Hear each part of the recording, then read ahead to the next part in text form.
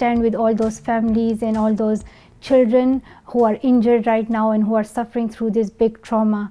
And now it is time that we unite, and I call upon the international community, leaders in Pakistan, all political parties and everyone, that we should stand up together and fight against terrorism, and we should make sure that every child gets safe and quality education. Taliban terrorists tried to assassinate Malala Yousafzai in 2012 for sharing those same views. This time, she was speaking about an attack at a school in Peshawar, Pakistan, near the country's northern border with Afghanistan. On Tuesday, Taliban gunmen went into the school and killed at least 145 people. 10 were workers, 3 were soldiers, the rest of the victims were students. More than 100 others were injured. Pakistani security arrived about 15 minutes after the attack started. Officers eventually killed the 7 Taliban gunmen. They were members of the Islamic militant group and political group that used to control Afghanistan. The U.S.-led war kicked the Taliban out of power in 2001, but the group continues to terrorize the Middle East. Pakistan's defense minister says they won't succeed in their evil designs. The next report we have takes us from the Middle East to the West African nation of Sierra Leone. The World Health Organization says Sierra Leone now has the world's highest number of Ebola cases. To try to slow the spread, the nation's government is canceling large public holiday celebrations. For Christmas, New Year's, and Boxing Day, an after-Christmas gift exchange, public events aren't allowed this year in Sierra Leone. About 10% of people there are Christians. They can still celebrate with family and friends at home. A government official says people aren't sad about this, that something needs to be done to stop Ebola. Time for the shout-out. What is the currency of Russia? You know what to do. Is it the euro, the rand, the ruble, or the rupee? You've got 3 seconds. Go! The ruble divisible by 100 kopecks is Russia's currency. That's your answer, and that's your shout-out. We've got a couple of economic stories for you now. They center on the potential downsides of the drop in international oil prices. For example, take Russia. It's the world's 3rd largest producer of crude oil. So as oil prices sink, so can Russia's economy. As that happens, Russia's currency, the ruble, loses value. This is one part of inflation, another part being a rise in prices. It's becoming more expensive for Russians to buy goods, especially goods from other countries. Ford, Volkswagen, Adidas, Coca-Cola, they've all reported weaker sales in Russia. And because Russia's economy is closely tied with others in Europe, their major trading partners, it can drag them down.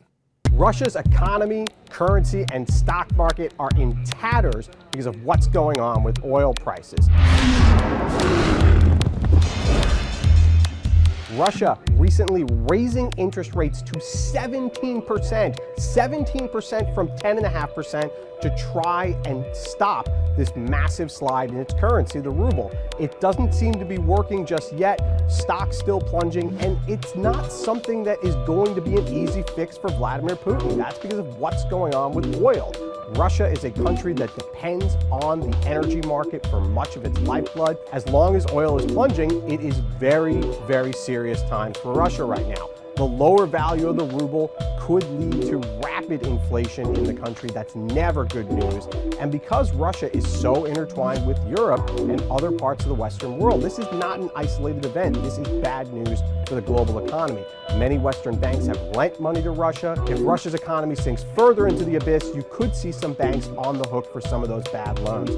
So Russia, definitely a microcosm of what's plaguing the whole world right now. Oil prices plunging, sure, maybe great news for some U.S. consumers, but it is not good news for the global economy. One country that's seeing some benefits of this is the U.S. Spending less on gasoline could lead Americans to spend more on Christmas gifts or going out to dinner. That can help the economy.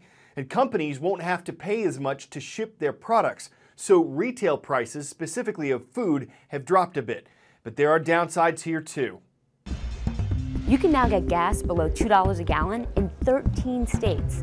Just 2 weeks ago, that number was 1. Now the average consumer is feeling pretty good about this. Their wallet is just a bit thicker. But here's why it might cause some pain for the average American. First off, it introduces some more volatility into the stock market. That's because the raw material for gas, oil, is also falling. Countries around the world aren't using as much as producers originally anticipated.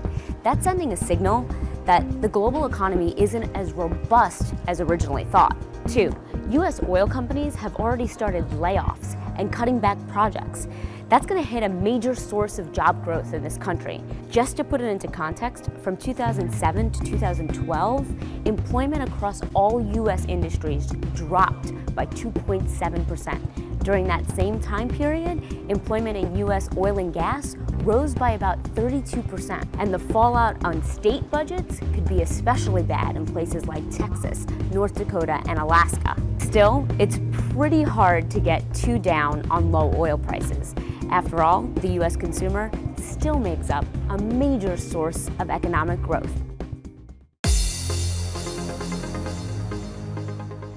This roll call is rounding the globe from southwest Germany to southwest Alaska. We'll start in the German city of Wiesbaden. We've got some Wildcats watching there at Wiesbaden Middle School. We'll make a stop in the Midwestern U.S. state of Missouri. Hello to the Cardinals. Hello to Benton High School in St. Joseph. And in the Bering Sea on Nelson Island, it's great to see the coasters from Tununuk, Alaska. They're at Paul T. Albert Memorial School. Virtual college tours. I don't mean the kind you can see in online maps zooming into famous buildings. I mean the kind that looks like you're actually in the library, on the quad, in the lab. If you're considering out-of-state higher education and you can't afford a higher travel ticket, a virtual reality headset could be just the ticket. Check out the ceiling, the paintings. And so this is all exactly how it's like? A college tour without even stepping outside. So now I'm at a beautiful courtyard at Yale. That's me wearing Oculus Rift. It's a virtual reality headset that made headlines after Facebook bought it for $2 billion earlier this year. Now a company called UVisit is using it for virtual college tours. We have markers in these locations. You have a yellow marker to your left. So if you make it right in front of you, that will transfer you to the next location. Right now, it's tracking my eye movements. I'm looking down to get a gallery of places I can visit, and anytime I want to go somewhere, I just look at it and I'm transported.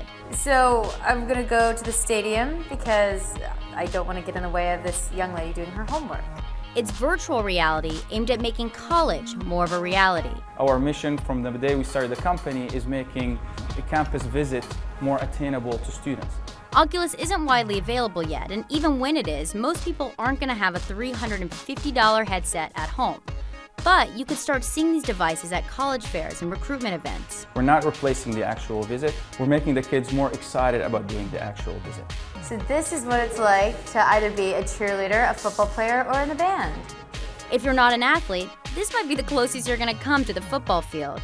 We tested it out with some professional critics. Our intern goes to Syracuse. This is the Carrier Dome at Syracuse University, and it actually feels like I'm back in the student section. While this looks like a cool technology, the best way to experience a school and to know if this is the place where you want to study is to actually go and visit and meet the people, not just look at an empty dining hall in virtual reality. But it does enable you to fly across the country from the Ivy Leagues to the Big Ten in the blink of an eye. Like any developing technology, it's a work in progress. After wearing the headset for 15 minutes, I was dizzy and ready to finish my college tours. Lori Siegel, CNN Money, New York.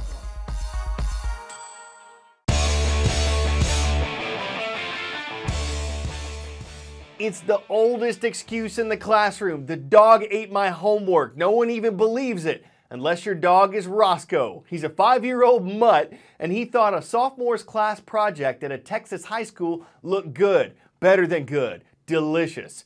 Pieces were missing from the Middle Ages farm manor, and the dog was to blame.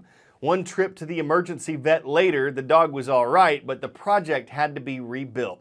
Seems Roscoe eats all manner of things. His taste is all over the place. The project was dogged by delays, and we don't know if the dog's doctor's note fetched forgiveness of the teacher. It'd have to be vetted for sure, but at least the excuse had teeth. I'm Carl Azus. That eats up all our time on CNN Student News.